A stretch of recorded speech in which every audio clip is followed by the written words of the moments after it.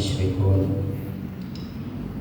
أشهد أن لا إله إلا الله وحده لا شريك له وأشهد أن محمدا عبده ورسوله لا نبي بعده. قال الله تعالى في الكتاب الكريم أعوذ بالله من الشيطان الرجيم بسم الله الرحمن الرحيم كنتم خير أمة أخرجت للناس تأمرون بالمعروف وتنهون عن المنكر وتؤمنون بالله. Sadaqallahul Azim. Alhamdulillah, segala puji hanya milik Allah Subhanahu wa taala. Salawat serta salam senantiasa tercurahkan pada Rasulullah sallallahu alaihi wasallam. Yang saya hormati Al-Mukarram Al-Ustaz Darun Ni'am, yang saya hormati jajaran pengurus Yayasan Masjid Baitur Rahman Jalan Sarjo, dan juga Ikatan Pemuda Masjid Baitur Rahman. Semoga Allah Subhanahu wa taala memberikan dan senantiasa menambahkan keberkahan kepada jajaran pengurus Masjid Baitur Rahman yang alhamdulillah istiqomah mengadakan gerakan subuh berjamaah. Alhamdulillah, gerakan subuh berjamaah ini adalah gerakan yang saya kira 100 banding 1 masjid melakukannya, bahkan 1000 banding 1 saja. Dan Masjid Baitur Rahman ini alhamdulillah dimudahkan oleh Allah Subhanahu wa taala, dan mudah-mudahan bisa terus istiqomah mengadakan gerakan subuh berjamaah. Dan para jemaah mudah-mudahan juga bisa, ini sebagian mungkin undangan dari masjid-masjid tetangga, dan mudah-mudahan bisa menjadi inspirasi di wilayahnya masing-masing, karena luar biasa. Ini kan masjid di pinggir jalan ya. Kalau gerakan subuh berjamaah itu diadakan di kampung-kampung, luar biasa. Di wilayah-wilayah padat penduduk, jamaahnya insyaallah bisa memotivasi para warga di sekitar. Alhamdulillah, ada kesempatan kedua. Jadi kedua saya diminta untuk bukan berceramah, sharing gitu. Karena berceramah itu secara keilmuan saya belum mampu, ya belum mumpuni ya. Jangankan untuk berceramah ya. Jadi disampaikan untuk meminang Jadi tema kajian kita, kajian subuh kita ini sistem kehidupan terbaik untuk umat terbaik. Ini adalah salah satu request dari salah satu jemaah. Allah Subhanahu wa taala berfirman, "A'udzubillahi minasyaitonir rajim. Kuntum khairu ummatin ukhrijat linnas ta'muruna bil ma'ruf wa tanhauna 'anil munkar wa tu'minuna billah." Kita yang Allah Subhanahu wa taala yang memberikan gelar kepada kita umat Islam. Kamu adalah umat yang terbaik yang dilahirkan untuk manusia. Menyuruh kepada yang ma'ruf dan mencegah dari yang munkar dan beriman kepada Allah. Dalam Quran surah Al-Imran ayat 110. Jadi ini bukan klaim. Nah, nanti kita bahas. Ini bukan klaim. Oh, kita ini umat terbaik, enggak. Pertama, ini datang dari Allah Subhanahu wa taala, zat yang maha benar. Ya. Dan juga nanti dibuktikan secara historis bahwa kita ini adalah umat yang terbaik, Pak. Umat Islam adalah umat yang terbaik yang diturunkan di tengah-tengah manusia. Di tengah-tengah manusia. Jika manusia sudah sampai di bulan, harusnya umat Islam juga terbaik di bulan. Jadi dimanapun ada manusia, di situ umat Islam menjadi umat yang terbaik. Ini dalil. Ini secara historis bahwa umat Islam pernah menjadi umat terbaik di masa keemasan dunia pada saat itu, kurang lebih abad 8 atau abad 9. Umat Islam itu pernah menjadi mercusuaranya dunia, menjadi negara adidaya, menjadi umat yang adidaya. Ini adalah kota Baghdad yang dibangun ke-9 adalah kota termetropolitan. Kalau sekarang kota termetropolitan tuh New York, Los Angeles, masih kamu. Abad 8 atau abad 9 itu sudah ada kota metropolitan yang ada di negeri-negeri Islam.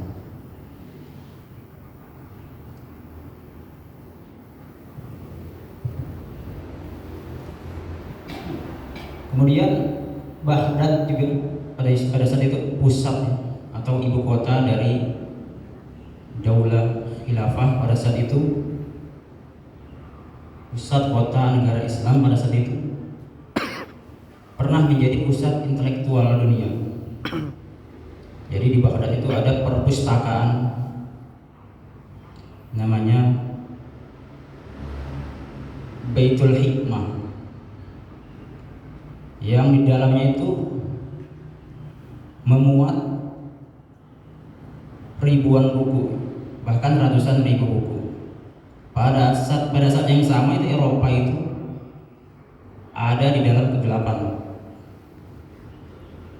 Jadi kita umat Islam sudah punya secara intelektual itu keilmuan. Ketika saat yang sama Eropa itu justru ada di masa kegelapan. Dan dibuktikan lagi dengan para penemu-penemunya, penemu muslim, saintis muslim, ahli muslim yang di bidang di Al-Khwarizmi, yang sampai sekarang namanya itu abadi. Tahu Facebook, bapak ibu? Pendirinya itu Mark Zuckerberg, salah satu fansnya Al-Khwarizmi. Kenapa? Karena tanpa Al-Jabar, tanpa ini penemu Al-Jabar, beliau nggak akan ada. Tanpa Al-Jabar, rumus Al-Jabar itu nggak akan ada namanya komputer, nggak akan ada namanya Facebook. Dan ini muslim. Kemudian ada banyak Ibnu Khaldun, Ibnu Haytham, ada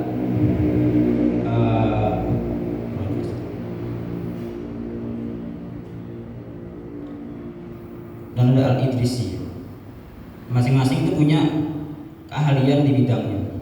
Nah, kalau Ibnu Khaldun ini adalah founder of sociology. Al-Haytham ini adalah founder of optik.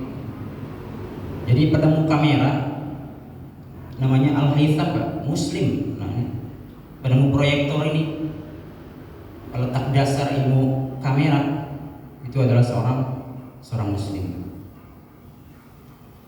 Itu sedikit gambaran bahwa kita ini benar-benar umat yang terbaik, Pak. Jadi Allah Subhanahu wa taala melalui lisannya Nabi besar Muhammad sallallahu alaihi wasallam itu enggak pernah bohong.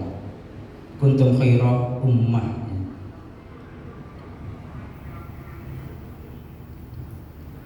Enggak hanya klaim, Barat pun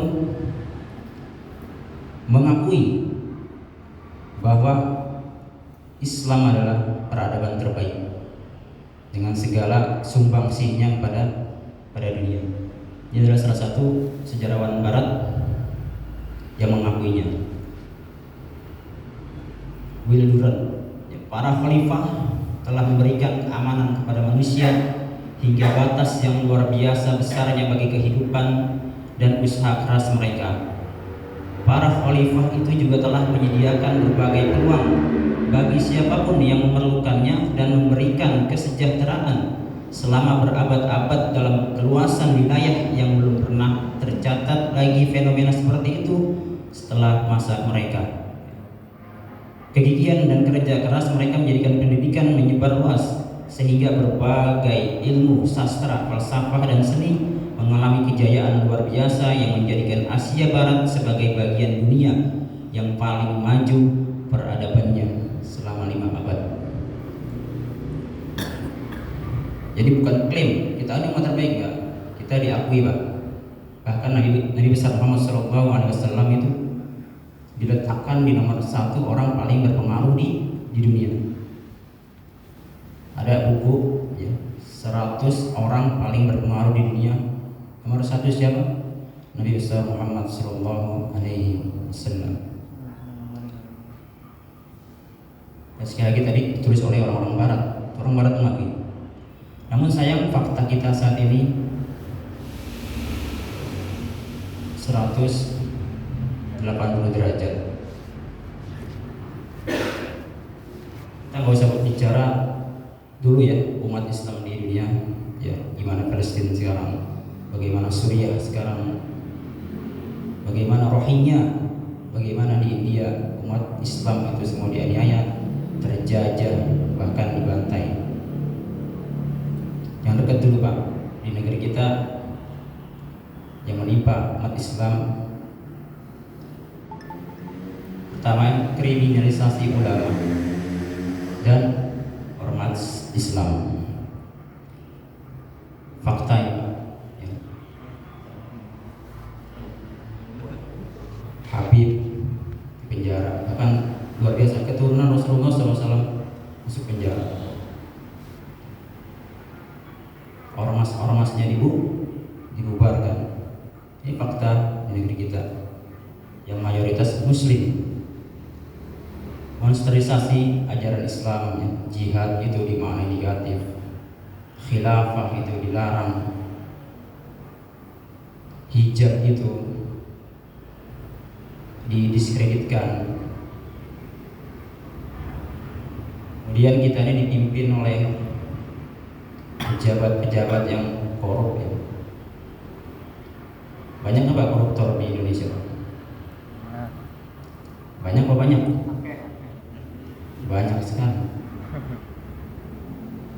Kemudian para pemudanya yang kemarin viral itu, banyak kemudian teracuni otaknya itu dengan budaya liberalisme, budaya hedonisme, LGBT, seks bebas. Bahkan ini adalah survei, salah satu lembaga survei, remaja SMP itu 62% itu udah tidak perawan. Kemudian remaja SMU pernah aborsi 21%, bayangin 21% remaja SMU itu pernah aborsi.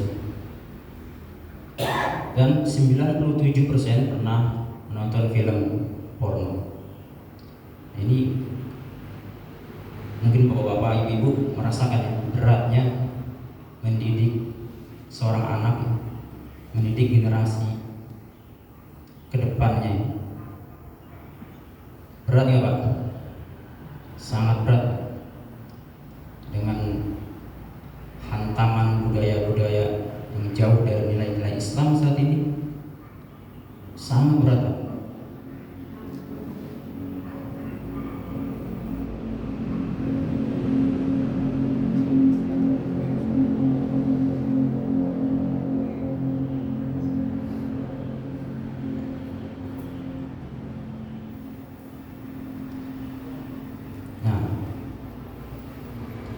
Padahal negeri kita ini sudah 77 tahun merdeka. Sebulan yang lalu kurang lebih negeri kita ini merayakan ulang tahunnya, hari kemerdekaan yang ke-77 tahun. Pemimpin ke pemimpin yang lain sudah berganti. Sudah berapa kali negeri kita ini ganti pemimpin, bapak-bapak ibu? 7 kali. 77 tahun, 7 pemimpin. Dari yang mulai seorang proklamator, kemudian seorang jenderal, kemudian ada seorang ahli pesawat, seorang kiai, ibu-ibu juga pernah. Balik lagi ke jenderal. Makin baik apa makin parah Pak negeri kita? Makin parah nih realita. Umat Islam terbesar harusnya bisa menjadi sumbangsi ya bagi negeri ini, karena kita ini umat terbaik Pak. Tapi keadaan negeri kita sekarang jauh dari harapan. Nah, ini yang sekarang, yang katanya merakyat ya, yang katanya merakyat, semua gagal. Coba kita cari sosok yang merakyat, ternyata bodoh aja, makin parah aja. Dari disinggung oleh Ustaz Daruniam, BBM baru aja naik, gak pernah turun nih. Luar biasa. Nah, ini salah satu. Nah, kita berbicara sistem, Pak. Ini sistem dalam sebuah mobil. Jadi ada sistem transmisi, ada sistem cooler ya, pendingin, ada sistem generator, elektrik generator. Sebuah sistem. Hidup juga perlu sistem agar berjalan secara teratur. Kita bayangkan mobil ini salah satu sistemnya itu gak berjalan. Contoh sistem pembakaran bahan bakarnya, gara-gara bensin naik, gak diisi bensin, jalan ya Pak? Gak akan jalan. Itu sistem. Bagaimanapun drivernya siapa yang jago naik mobil? Michael Schumacher mungkin ya, F1 itu. Suruh naik mobil yang gak ada bensinnya, jalan gak Pak? Gak jalan. Suruh naik mobil yang bannya 3, jalan gak jalan. Jadi sistem penting, gak hanya sosok. Kita tadi baru berbicara tentang sosok. Kita fokus, kan sekarang kita fokus pada siapa yang memimpin, tapi kita nggak fokus dengan apa dia memimpin. Kita fokus kepada driver, kita nggak fokus kepada siapa, apa yang digunakan oleh driver tersebut untuk menjalankan mobil, menjalankan roda pemerintahan.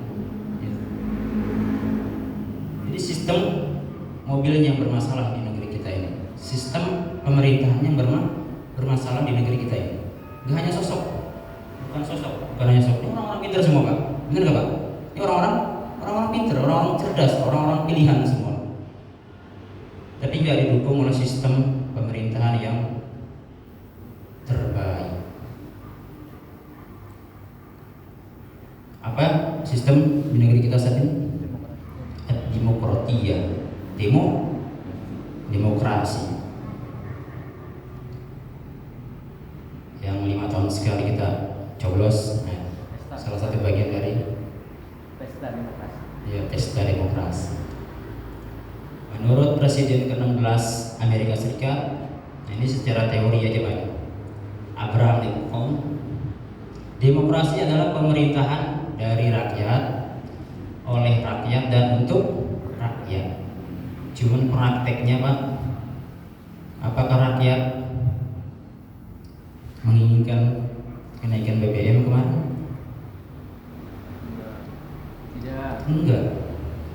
Jadi slogan-slogan ini omong kosong, pepesan kosong ini, dari rakyat, oleh rakyat, untuk rakyat. Rakyat itu ada hanya 5 tahun sekali Pak, pas pemilu itu. Diiming-imingi sembako, diiming-imingi kaos partai. Luar biasa. Prakteknya demokrasi itu adalah dari penguasa, dari pengusaha ya. Sekarang itu kan yang berkuasa itu kapitalis. Orang-orang yang banyak duitnya Pak. Kalau yang nggak banyak duitnya nggak boleh maju, nggak bakalan bisa maju untuk jadi caleg. Mungkin Mas Teguh mau nyalek, modalnya itu miliaran.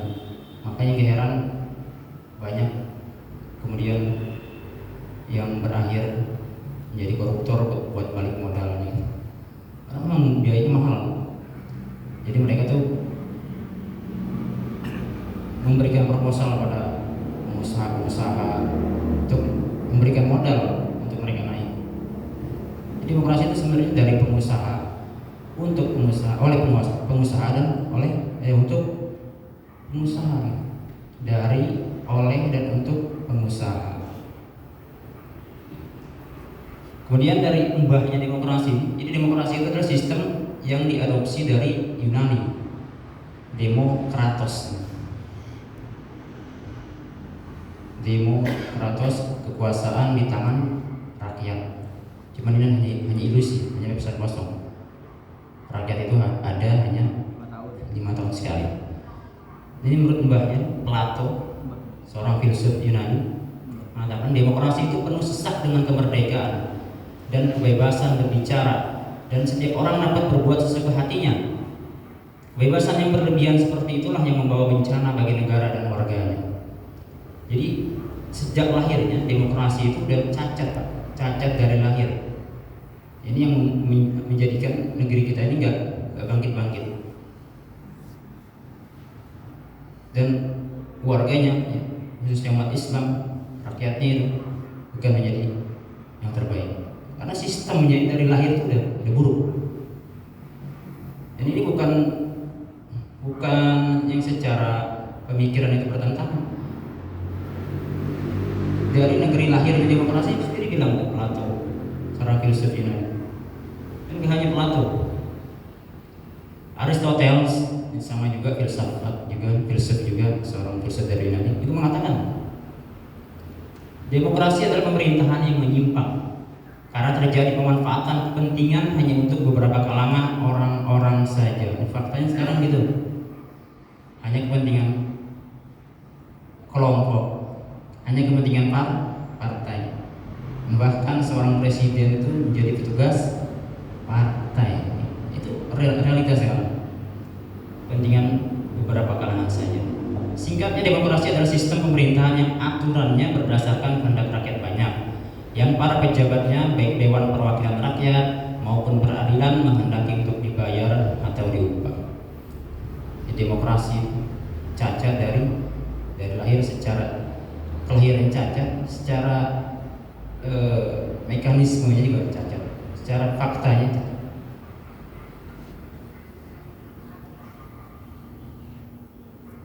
Dan yang paling penting demokrasi adalah syirik akbar. Syirik, Pak. Kenapa syirik? Allah Subhanahu wa ta'ala berfirman dalam surat At-Taubah ayat 31, A'udzubillahi minasyaitonir rajim, ittakhadhu ahbarahum wa rubbanahum arbaba min dunillah.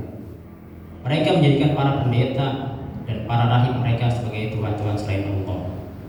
Jadi Imam Asy-Syaukani menyatakan sesungguhnya mereka menaati para pendeta atau rahib mereka dalam perintah dan larangannya. Para pendeta rahib itu menempati kedudukan sebagai tuhan-tuhan karena mereka ditaati sebagaimana yang Tuhan. Demokrasi persis. Lihat anggota-anggota dewan kita yang menggodok hukum-hukum ya, menghalalkan yang Allah haramkan, mengharamkan yang Allah halalkan. Persis seperti itu. Hukum sholat apa, Pak? Hukum sholat 5 waktu wajib. Di negeri kita wajib apa? Enggak, mubah. Kalau wajib enggak akan ada ketika sholat Jumat supir-supir angkutan umum itu berani meninggalkan sholat Jumat karena bakalan ada sanksi dari negara. Sekarang negara kita enggak ada. Menutup aurat bagi perempuan ibu-ibu. Kerudung itu mubah. Yang wajib helm lebih wajib. Ya, hijab itu mubah, bahkan dipersoalkan. Gitu. Fakta negeri kita saat ini.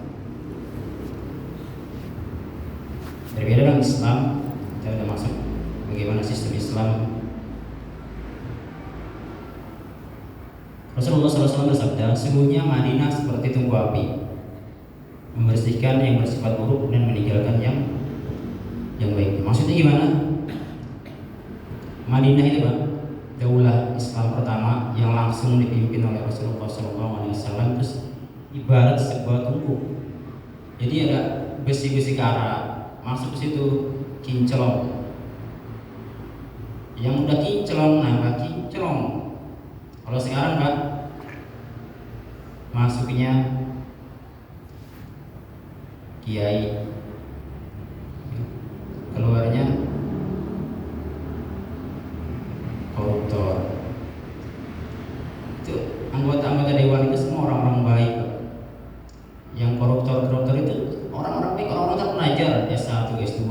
3. Karena masuk ke dalam sistem yang buruk, ya keluarnya buruk. Inputnya buruk, ya keluarnya juga buruk. Madinah pada masa Rasulullah SAW itu seperti tungku api, justru memperbaiki yang ada di dalamnya. Nah, jadi Islam kafah, ya. Jadi kita balik lagi ke Islam. Demokrasi itu bukan dari Islam. Demokrasi itu kan musyawarah. Musyawarah kan ada dalam Islam.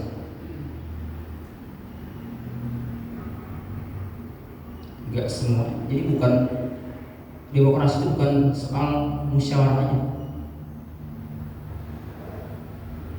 Apakah di dalam sebuah khamr kan ada air itu? Apakah air itu halal?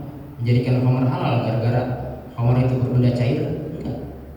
Demokrasi juga ada di dalamnya musyawarah, konsep musyawarah. Cuman belum tentu. Yang musyawarahnya apa nih? Misalnya tadi tentang khamrnya miras, ya, haramnya miras. Dalam demokrasi itu voting, musyawarah, musyawarah.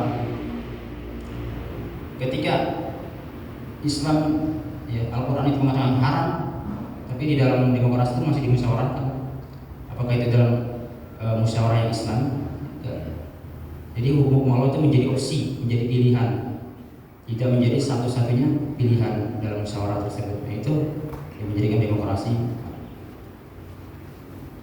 Nah, sistem yang baik ini Islam. Tadi di awal kita sudah membuktikan, ya, sudah melihat bagaimana keagungan Islam, ya, keberhasilan Islam dalam peradaban dunia. Saya pernah menyampaikan bahwa Islam itu mengatur hubungan manusia dengan penciptanya di 3 dimensi. 3 dimensi Islam mengatur kita. Pertama, hubungan kita dengan pencipta, yaitu Allah Subhanahu wa taala. Mulai dari sholat, puasa, haji, zakat, sedekah dan lain-lain. Kemudian ada Islam mengatur hubungan manusia dengan dirinya sendiri, makan, minum, pakaian, akhlak dan lain sebagainya. Yang terakhir, mengatur hubungan manusia dengan sesamanya. Nah, ini yang paling luas. Ada muamalah, munakahah, sistem ekonomi, sistem pendidikan, sistem perpolitikan, sistem hukum, sistem pemerintahan. Inilah yang diterapkan oleh Rasulullah SAW di Madinah tadi, yang ibarat tungku. Islam diterapkan secara keseluruhan di seluruh aspek kehidupan, nggak hanya di masjid-masjid, nggak hanya di pesantren-pesantren, tapi juga dalam kehidupan sosial dan bernegara.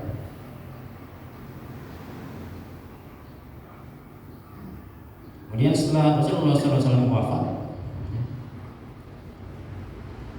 siapa yang meneruskan Rasulullah SAW untuk meneruskan sistem Islam ini? Diteruskan oleh para sahabat. Ini dari hadis.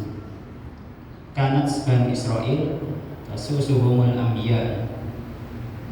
Ini hadis dari Abu Hurairah radhiyallahu anhu. Ya, dahulu Bani Israel dipimpin oleh para nabi. Ya, dari Nabi Yakub, Nabi Yusuf, Nabi Sulaiman, ya. Itu berganti dipimpin oleh para nabi Bani Israel. Setiap kali seorang nabi meninggal, ia akan digantikan oleh nabi yang lain. Namun sungguh tidak ada nabi lagi sesudahku. Ketika Rasulullah SAW wafat, enggak ada lagi sudah Rasulullah. Dan sepeninggalku akan ada para khalifah, lalu jumlah mereka akan banyak. Ketika Rasulullah SAW wafat, digantikan oleh Khalifah Abu Bakar radhiyallahu, kemudian Umar, kemudian Utsman, Ali, Muawiyah, terus sampai kemudian khilafah itu runtuh pada tahun 1924 di Turki.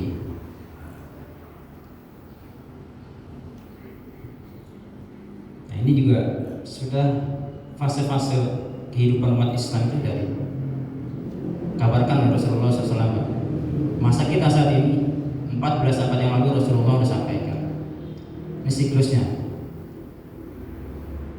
Rasulullah SAW bersabda, di tengah-tengah kalian terdapat zaman kenabian, zaman Rasul. lalu dia akan mengangkatnya, dia berkehendak mengangkatnya jika dia berkehendak mengangkatnya. Yang Rasul wafat, lanjutkan, kemudian akan ada khilafah yang mengikuti manhaj kenabian. Nah ini dia khulafah Rasyidin, Abu Bakar, Umar, Utsman, Ali. Ia ada dan atas izin Allah ia akan tetap ada, lalu dia akan mengangkatnya jika dia berkehendak mengangkatnya. Kemudian akan ada kekuasaan yang zalim. Kekuasaan yang zalim itu kekuasaan yang menggigit, Pak.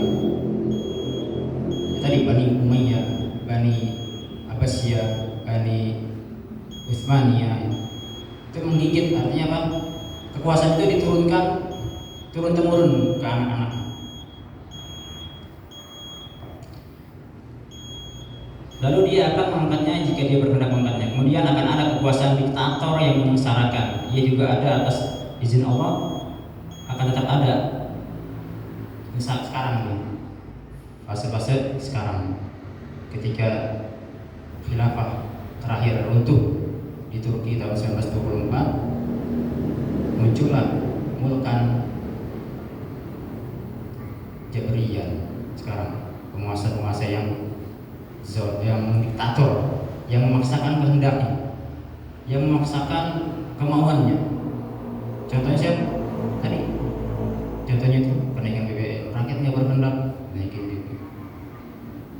Penerapan hukum selain hukum Allah, rakyat nggak berkehendak, ya umat Islam nggak berkehendak, tetap diterapkan. Kita ada di fase itu.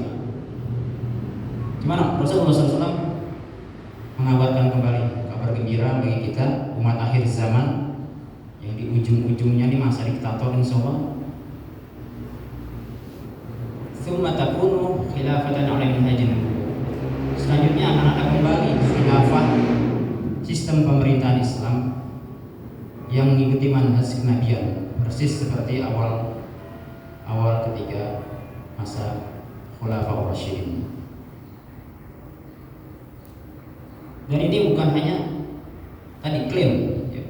Ini dibuktikan dan diakui dari berbagai perspektif, salah satunya perspektif politik. Banyak kalangan barat prediksi khilafah tegak. NIC salah satunya, lembaga survei dunia, itu memprediksi khilafah akan ada pada abad 21. Dan ini nggak sembarangan nih prediksi ini. Coba kata khilafah itu 10 tahun atau 20 tahun belakang itu nggak pernah ada. Tapi sekarang di TV ya kemarin, meskipun narasi itu negatif, ya itulah. Karena mereka tuh khawatir jika khilafah itu tegak, kekuasaan mereka itu akan goyang, akan terganggu. Mereka nggak bisa lagi naikin BBM sesuka hati. Mereka nggak bisa lagi mengeruk tambang-tambang di negeri ini. Mereka nggak bisa lagi korupsi, karena khilafah itu, Islam itu mengharamkan itu semua. Terakhir, sistem terbaik ini adalah muncul dari dorongan tauhid.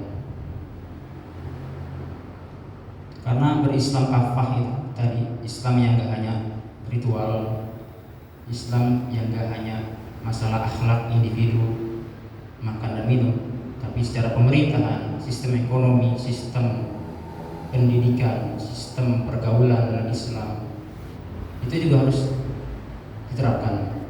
Allah Subhanahu wa ta'ala berfirman, ini ayat yang udah kita hafal, ya ayyuhalladzina amanu udkhulu fis-silmi kaffah wa la tattabi'u khutuwatis syaitan innahu lakum aduwwun mubin. Hai orang-orang yang beriman, masuklah kamu ke dalam Islam secara keseluruhan, kafah. Tadi kalau mau mobil, beli mobil yang utuh gitu, sistem gitu. Kalau Islam mau berefek kepada kita, kalau Islam mau berefek kepada masyarakat kita, mau Islam berefek kepada negeri kita, terapkanlah secara kafah. Mobil aja kalau nggak kafah itu, kalau nggak keseluruhan secara utuh ya, mobil hilang satu bannya aja nggak bakalan jalan, nggak bakalan maksimal jalannya. Ini permasalahan fundamental ya, paling dasar kenapa negeri kita diterpa berbagai badai problematika karena tidak menerapkan sistem Islam. Jadi permasalahannya terakhir bukan hanya di sosok siapa yang memimpin, tapi dengan apa pemimpin itu melaksanakan kepemimpinan. Dan PR umat Islam gak hanya mendudukan seorang muslim di tampuk kekuasaan, itu gampang nggak meletakkan ya, atau memenangkan seorang muslim ke tampuk kekuasaan menjadi presiden mudah. Tapi bagaimana si pemimpin ini menerapkan Islam itu yang jarang, yang sulit. Itu PR kita sebagai umat Islam. Karena apa ya? Karena demokrasi itu gak didesain sebagai landasan Islam berkuasa. Menjadikan muslim berkuasa oke, tapi menjadikan Islam ya sebagai landasan kekuasaan sulit, Pak. Demokrasi itu sulit. Baik secara histori tadi, secara sejarah maupun secara akidah tadi. Secara akidah bertentangan. Demokrasi itu syirik akbar. Mungkin itu saja yang saya dapat sampaikan. Kurang lebihnya mohon maaf. Jika ada pertanyaan mungkin satu dua pertanyaan sama. Ya silakan Pak.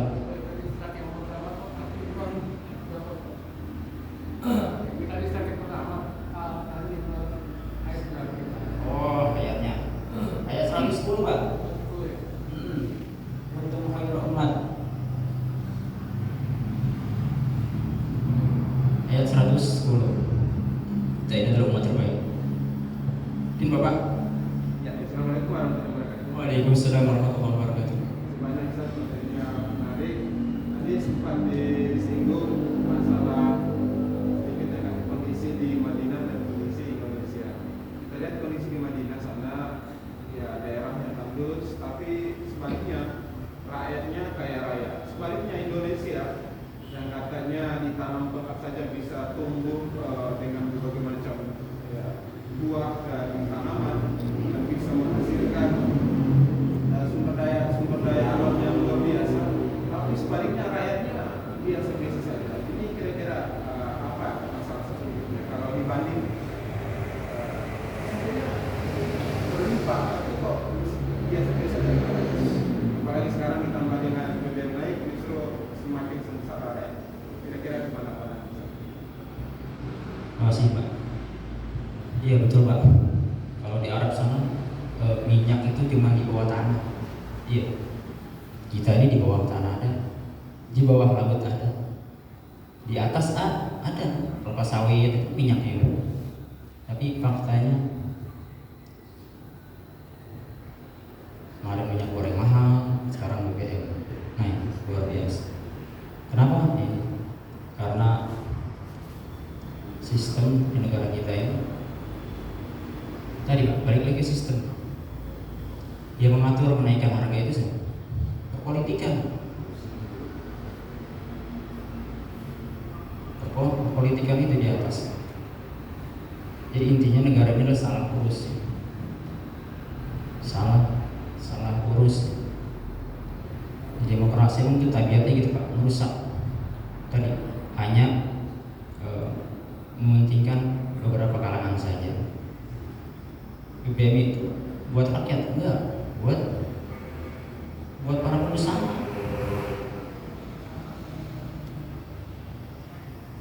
Mana rakyat yang ridho BBM naik? Karena kalau BBM naik kan bukan hanya bensin naik, semua ikut naik. Padahal kita negeri kaya. Dalam Islam Rasulullah SAW bersabda, "An-nas syuraka fi thalath." Jadi manusia itu berserikat dalam 3 hal. Kita itu punya hak dalam 3 hal. Pertama itu padang pembalaan. Kedua itu api. Api ini dikiaskan energi, BBM, ya, batu bara. Itu umat Islam khususnya dan manusia secara keseluruhan itu punya andil dalam penguasaannya, dalam kepemilikan. Yang terakhir, 3, air. Bagaimana mekanismenya? Negara mengatur nih, ketiga unsur ini dikelola oleh negara dalam Islam ya. Dan kemudian dibalikan ke rakyat itu semurah-murahnya.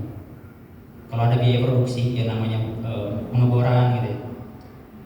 Dan kalau dihitung-hitung tuh nggak sampai yang namanya 10.000 itu pertalite, paling 3.000 kalau dari pengeborannya itu.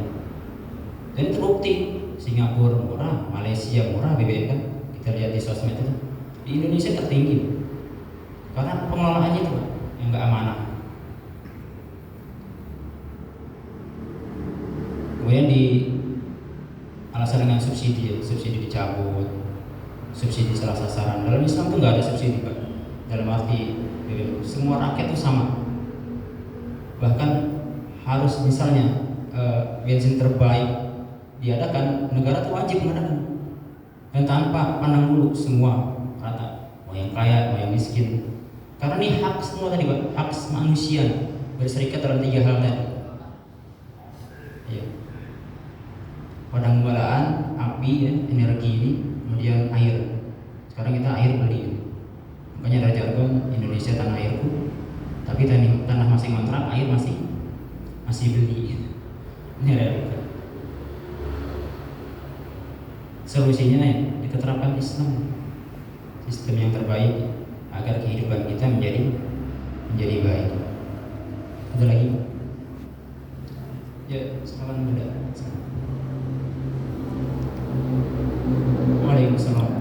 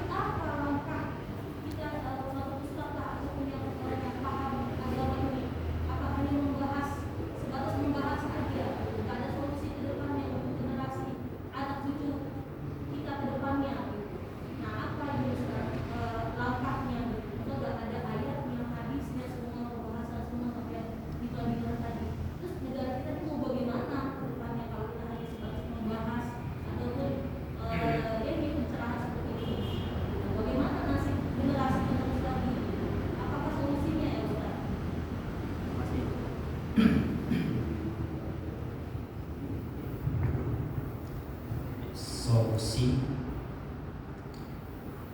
pertama yang mungkin saya bisa jawab, innallaha yuhibbul yuqatiluna fi sabilihi saffan ka'annahum bunyanun marsus. Allah Subhanahu mencintai orang-orang yang berperang di jalannya dalam barisan yang teratur. Pertama, untuk membangun sistem ini memang kita harus teratur. Kita harus punya visi yang sama, punya perasaan yang sama, punya pemikiran yang sama. Itu yang dibutuhkan sinergi ya, antar umat Islam, antar ormas Islam. Dan tentunya memang tadi konsolidasi, kajian-kajian seperti ini itu terus dilakukan. Terus dilakukan, membuka cakrawala berpikir masyarakat bahwa sistem sekarang ini salah. Jadi nggak hanya lewat pemilu, maaf. Perubahan-perubahan besar yang ada di dunia ini tuh, Rusia runtuh itu bukan Uni Soviet. Uni Soviet itu runtuh bukan hanya pemilu, bukan karena pemilu. Tadi Orde Baru turun bukan karena pemilu. Apalagi apartheid di Afrika sana ya, turun tuh bukan karena pemilu. Karena apa? Karena masyarakat atau rakyat itu sadar akan kebobrokan sistem tersebut, kebobrokan sesuatu dari itu. Tugas kita yang udah paham memahamkan dari tetangga-tetangga kita. Apalagi sekarang di zaman sosmed ini gampang. Pertama kita bongkar kebobrokan sistem sekarang, dan kita tawarkan bagaimana Islam menjadi solusi total ya bagi segala permasalahan yang ada di negeri kebenaran di dunia, gak hanya muslim tapi non muslim. Sekarang banyak yang tercelaka, bahkan non muslim. Salah satu Twitter menulis status, apa yang ditakutkan dengan khilafah kalau korupsi itu nggak ada, kalau sumber daya alam itu dikuasai oleh negara, kalau kriminalitas itu yang takut itu para koruptor. Ya. Sekarang ini hukum potong tangan kalau diterapkan di negeri ini, yang takut itu siapa? Seharusnya maling kan? Ya, kita ini nggak perlu takut. Ini memang bagian propaganda tadi, ya, memonsterisasi, menakut-nakuti umat Islam dengan agamanya. Ini PR kita memang semampu kita, ya, kita cerahkan dari kalangan terdekat kita. Rasul juga begitu, mendakwakan Islam itu kan dari kalangan terdekat. Kalau sistem sekarang itu udah besar, bagaimana ininya apa solusinya? Islam. Bagaimana coba turunkan? Nah, ini memang perlu ilmu, ya. Perlu kajian yang lebih intensif. Bagaimana turun-turunnya nanti ketika Islam diterapkan. Gitu.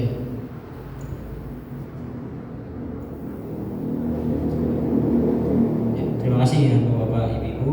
Semoga apa yang saya sampaikan bisa mencerahkan, bisa membuka pemikiran kita akan realitas kehidupan kita saat ini, dan bisa kita sebarkan dan bisa kita sharing ke keluarga-keluarga terdekat kita, ya, keluarga-keluarga, sahabat-sahabat, tetangga-tetangga, kolega kita, bahwa sistem yang sekarang ini bukan sistem terbaik, bahkan bukan sistem yang baik. Ada sistem yang terbaik, sistem yang turun dari yang maha baik, itu Allah Subhanahu wa Ta'ala, ya, sistem Islam. Wabillahi taufiq wal hidayah. Assalamualaikum warahmatullahi wabarakatuh. Waalaikumsalam warahmatullahi wabarakatuh. Waalaikumsalam warahmatullahi wabarakatuh. Terima kasih kepada Ustaz kita yaitu Ghazi Muhammad Firman yang telah menyampaikan kajian subuh pada hari ini, yaitu tentang sistem terbaik untuk umat terbaik. Ya. Kemudian mudah-mudahan juga setelah dengan adanya kajian mengenai ini, itu bisa menyadarkan kita, ya, buat kita tercerahkan juga, dan mudah-mudahan kita negara ini bisa lebih baik lagi ke depannya, membuat sistem yang lebih baik lagi daripada tadi demokrasi, ya, yaitu adalah Islam yang kafah. Untuk selanjutnya yaitu setelah tadi ada pembuka, berarti harus ada penutup. Mari kita dengarkan beberapa kata penutup dan sekaligus doa penutup yang akan disampaikan oleh imam kita juga, yaitu Ustadz Sunadin. Kepada beliau waktu dan tempat dipersilakan.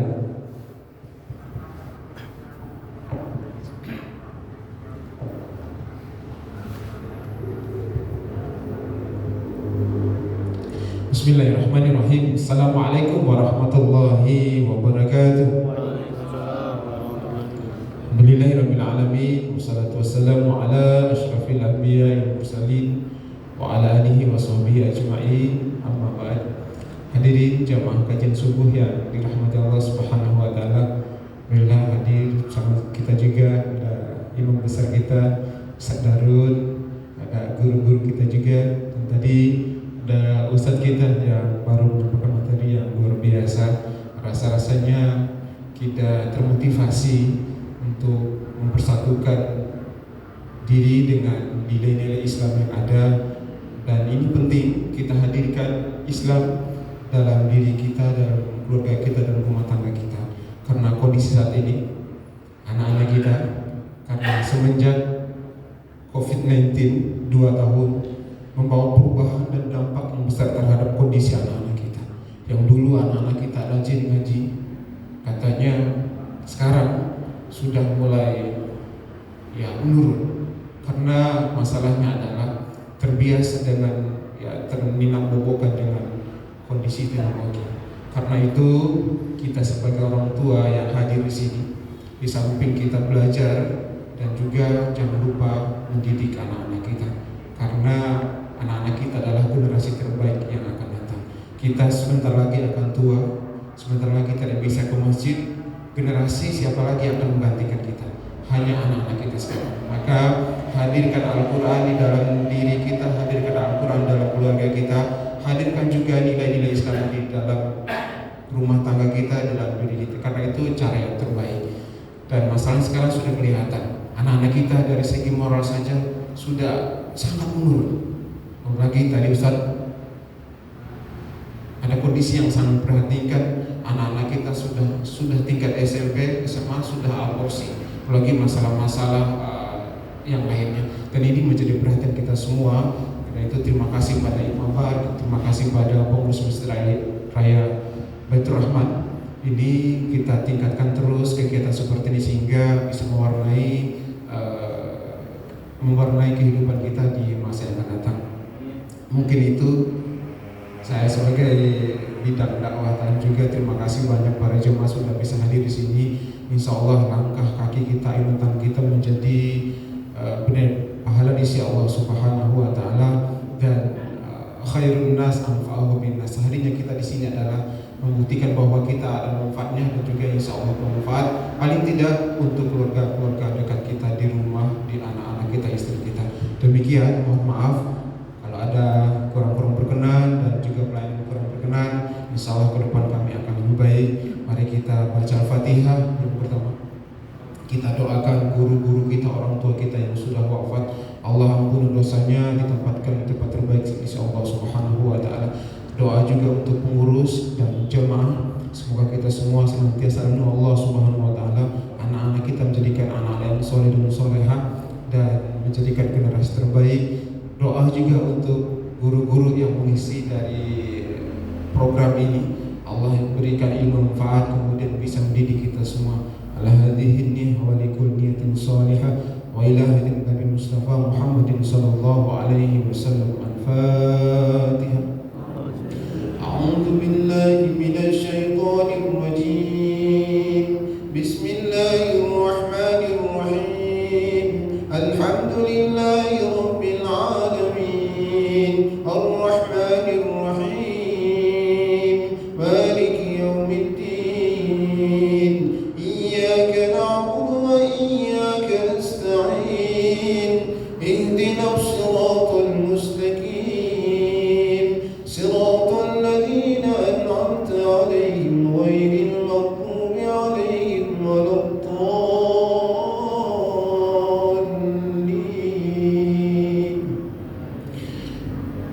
Astaghfirullahaladzim, astaghfirullahaladzim, astaghfirullahaladzim. Bismillahirrahmanirrahim. Alhamdulillahi rabbil alamin. Hamdan yuwafi ni'amahu wa yukafi'u mazidah. Ya Rabbana lakal hamdu kama yanbaghi li jalali wajhikal karim wa 'azimi sultanik. Allahumma shalli ala sayyidina Muhammad wa ala ali sayyidina Muhammad. Allahumma ighfir muslimina wal muslimat wal mu'minina wal mu'minat al-ahya'i minhum wal amwat innaka ala kulli syai'in qadir. Allahumma ighfir lana dhunubana wa liwalidina warhamna warhamhum kama rabbana saghira. Rabbana taqabbal minna salatana wa siyamana wa qiyamana wa qira'atana wa ruk'ana wa sujudana wa tahassuna wa ta'abudana wa tadarru'ana wa tamim taksirana ya Allah ya Rabbal alamin. Allahumma inna nas'aluka ilman nafi'an wa amalan mutaqabbila wa rizqan halalan thayyiban. Rabbana zalamna anfusana wa illam taghfir lana wa tarhamna lanakunanna minal khasirin. Rabbana hab lana minas salihin. Rabbana hab lana minas salihin. Rabbana hab lana min azwajina wa dhurriyyatina qurrata a'yun waj'alna lil muttaqina imama. Rabbana atina fid dunya hasanah wa fil akhirati hasanah wa qina adzaban nar. Subhana rabbika rabbil izzati amma yasifun wa salamun alal mursalin walhamdulillahi rabbil alamin. Terima kasih jamaah. Mohon maaf. Assalamualaikum warahmatullahi wabarakatuh.